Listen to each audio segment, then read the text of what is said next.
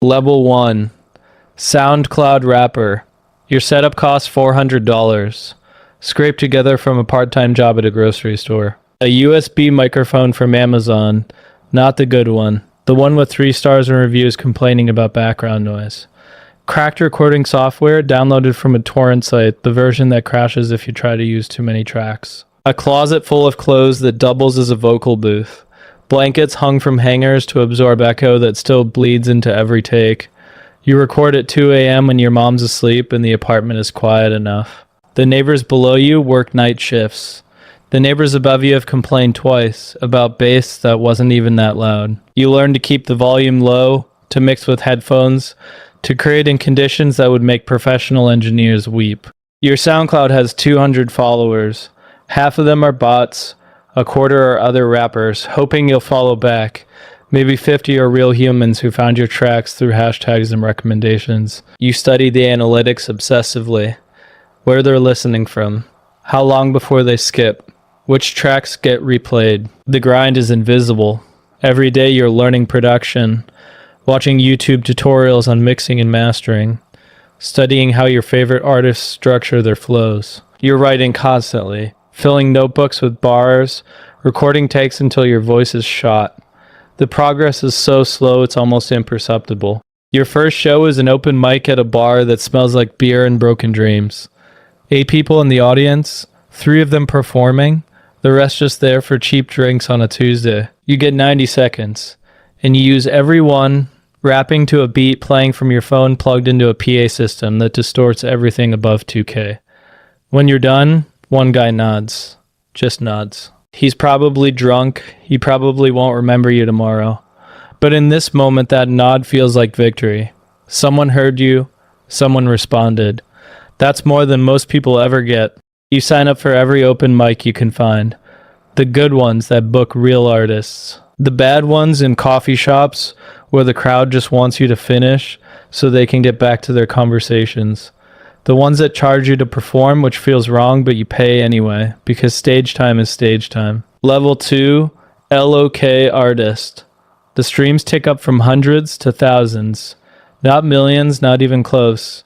Not even enough to pay rent, but enough that you start to believe this might actually work. The algorithm notices you occasionally. Your tracks appear in playlists with names like Underground Heat and Undiscovered Fire. Playlists nobody follows, but that make you feel legitimate anyway. You learn the game. How to tag your tracks for maximum discoverability. How to engage with other artists so they'll engage back. How to time your releases for when listeners are most active. Music is only half of it, maybe less than half. The rest is marketing, and marketing is a skill they don't teach in studios. A local blog writes you up. A DJ plays your track at a club. Someone mentions you in a Reddit thread about underground artists to watch. You start performing at actual venues. Opening slots, mostly. 3 songs and you're done. 15 minutes to make an impression on crowds that are still arriving, checking their phones, waiting for the headliner. You learn that stage presence isn't natural. It's practiced. The money is negative. Studio sessions cost $200 an hour, and you need at least 2 hours to get anything usable. Beats cost $50 to $1,000, depending on who made them. Marketing, promotion, travel, everything costs money you're making at a job you hate. Your mom asks when you're going to get serious about your future. She doesn't understand that this is your future. This is the only future you can imagine. The alternative, office job, quiet desperation, watching other people live the life you wanted. That's not a future. That's a slow death. You drop a mixtape, 14 tracks, a year of work, everything you have. It does okay, not great, not viral, just okay. Local blogs cover it. Some DJs spin cuts from it. Your streams increase, but not enough to quit your day job. A manager reaches out. She's small time, handles a few local artists who mostly haven't gone anywhere. But she believes in you. More importantly, she understands things you don't. Contracts, royalties, publishing, the 1,000 ways the industry can take advantage of artists who just want to make music. She starts booking better shows, opening slots for acts with actual followings, festival spots on the smallest stages. Showcases where A&Rs actually show up sometimes. She handles the business you don't understand while you focus on the art you do. The grind continues, but the grind changes. You're not just making music in a closet anymore. You're building something. A brand. A presence. A story that might someday be worth telling. Level 3. Signed artist. The call comes on a Tuesday afternoon while you're stocking shelves at the grocery store you still haven't quit. Your manager's voice is different. Excited in a way you've never heard her. A label A&R saw your performance at a showcase. Pulled your streaming numbers. Listened to your entire catalog. They want to meet. They want to talk about the future. You call in sick for the rest of your shift. You go home and listen to every track you've ever released. Trying to hear what they heard. Trying to understand what made them notice you out of the thousands of artists trying to get noticed. The meeting is in an office that costs more per month than your mom's annual rent. They talk numbers that sound like fantasies. Advance money. Marketing budgets. Production support. Distribution deals that would put your music in front of millions. The contract is 114 pages. Your manager brings a lawyer who charges $300 an hour to explain what you're signing away. Publishing splits, recording rights, options clauses, morality provisions. The advance isn't a gift. It's a loan against future royalties you might never earn. You sign anyway. Everyone signs. The alternative is staying invisible forever. Studio sessions change everything. Real producers, real engineers, real rooms where albums you grew up on were recorded. You're nervous in ways you never were in your closet booth. The pressure is different. The expectations are different. Everyone's time costs money, and you're supposed to deliver something worth all of it. Your first major single drops with actual marketing behind it. Playlist placements, social media campaigns. Radio pushers making calls to program directors. The streams jump from thousands to hundreds of thousands. People you've never met are singing your words, making videos to your hooks, arguing about your lyrics in comment sections. You see yourself discussed on forums, analyzed by YouTube critics, praised and dismissed by people who don't know anything about you except what you put in your music. The opinions hurt more than you expected. You thought you wanted attention, now you have it and it feels like being watched through a microscope. Level 4. Touring artist. The road is not what the movies show. It's not parties and glamour and spontaneous adventures in new cities. It's hotel rooms that blur together, identical beige walls, and scratchy sheets and air conditioning that's either too cold or broken. It's fast food and green rooms, because you don't have time for real meals. It's sleeping on buses that never stop moving, waking up in a different state without remembering the transition. The romance of touring dies within the first week. What replaces it is something more complicated. Exhaustion mixed with exhilaration, boredom punctuated by moments of transcendence. It's performing the same songs every night until they stop meaning anything, until they're just motions you go through while your mind wanders. But the shows, God, the shows. 1,000-person venues where everyone knows every word, where strangers become a single organism, moving to sounds you created in solitude. Festivals where you can see the crowd extending to the horizon, a sea of raised hands and phone lights and faces you'll never know, but who know your words by heart. Moments when the bass drops and the whole building moves together, and you understand why people give their lives to this. Moments when the energy between stage and crowd becomes something electric, something holy, something that no recording will ever capture. Those moments make everything else worth enduring. The bad hotels, the endless drives, the pressure and the paranoia and the politics, all of it disappears when the music hits and the crowd responds, and for a few minutes you're exactly where you're supposed to be. You open for major artists who treat you like you don't exist. You headline small venues where people line up for hours to see you. The contrast is disorienting. One night you're nobody, the next night you're everything, and neither feeling is stable. The money improves, but the money also complicates. Lawyers and accountants and business managers taking their percentages. Label recouping the advance from every stream. Publishing splits that mean you earn pennies from songs that make other people dollars. You're successful and broke simultaneously. Your second album has to outperform your first. That's the trap nobody explains. Growth is mandatory. If you plateau, you're failing. If you're failing, the machine moves on without you. Level 5, mainstream success.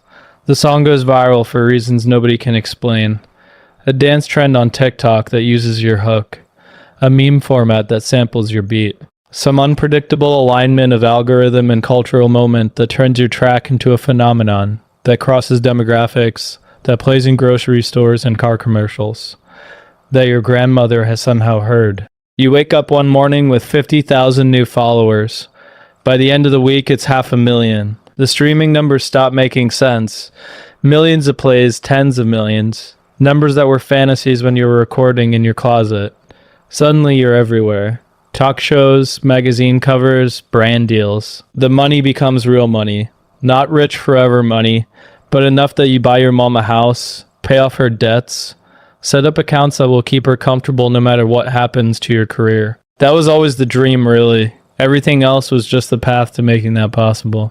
Awards shows where you sit in audiences full of people you idolized. Growing up, collaborations with artists whose posters hung on your childhood wall. Moments that feel like arriving, like you finally made it, like everything you sacrificed was worth it. But the pressure scales with success. The expectations now are impossible. Every release has to be bigger, better, more impactful. The label wants pop crossovers. Your original fans want you to stay underground. Critics want evolution. Casual listeners want the same thing that made them fans in the first place. You can't please everyone. You know this intellectually, but you try anyway, fragmenting yourself across audiences, becoming less coherent as you become more popular.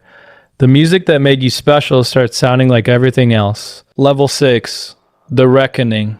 5 years into major success, you're exhausted in ways that sleep doesn't fix.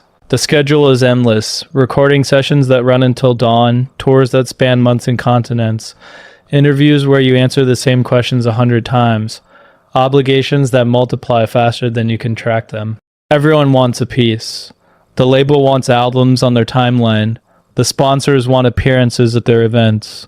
The fans want access to every moment of your life. The collaborators want features that will boost their profiles. You become a resource to be extracted rather than a person to be known. Your closest friends are people on your payroll. The manager, the publicist, the security guard who's been with you since the first tour.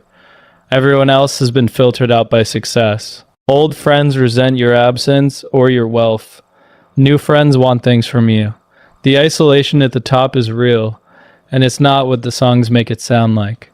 Your relationships have collapsed. Your friendships exist mainly through group chats. The person you were before this, you can barely remember him. The label wants another album.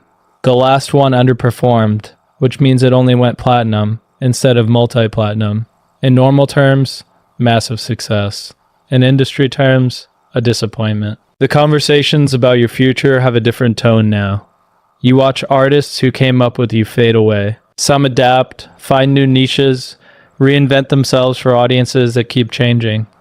Some burn out spectacularly, public breakdowns, addiction spirals, careers that end in tabloid headlines. Some just disappear quietly, their pages untouched, their streams declining until they're forgotten. The industry doesn't retire people gracefully. It extracts what it can and moves on to the next source of content. The artists who survive long-term are either lucky or strategic, or both. You're trying to be both. You're not sure you're succeeding. You don't want to be forgotten. But you also don't want to be the 60-year-old still chasing relevance, still trying to connect with audiences who've moved on, still pretending the old magic can be recaptured through force of will. You don't want to be forgotten. But you also don't want to be this, a machine producing content on someone else's schedule, chasing numbers that will never be enough, performing a version of yourself that you manufactured for audiences who don't know the difference. The contract is ending. The label wants to renegotiate. Better terms this time, they say. More creative control, recognition of what you've built. But freedom looks like something else entirely. Independence. Ownership. Making music because you want to, not because the machine requires feeding. You remember the closet booth, the USB microphone, the house party where nobody knew it was you, where the only thing that mattered was whether the song was good. The joy of creation before creation became commerce. The feeling of making something true before truth became a brand. The music industry is designed to make you forget that feeling. It replaces passion with product, art with content, authenticity with marketability. It turns musicians into machines that produce units on schedule. But the feeling is still in there somewhere, buried under years of compromise and calculation, hidden beneath layers of polish and production. The kid who recorded at 2 a.m. because the music was bursting out of him, that kid didn't die. He just got lost. You're going to find him again. You're going to remember why you started. Whatever it costs, whatever you have to walk away from, whatever version of success you have to sacrifice. The closet is still there. The microphone still works. The music is still waiting.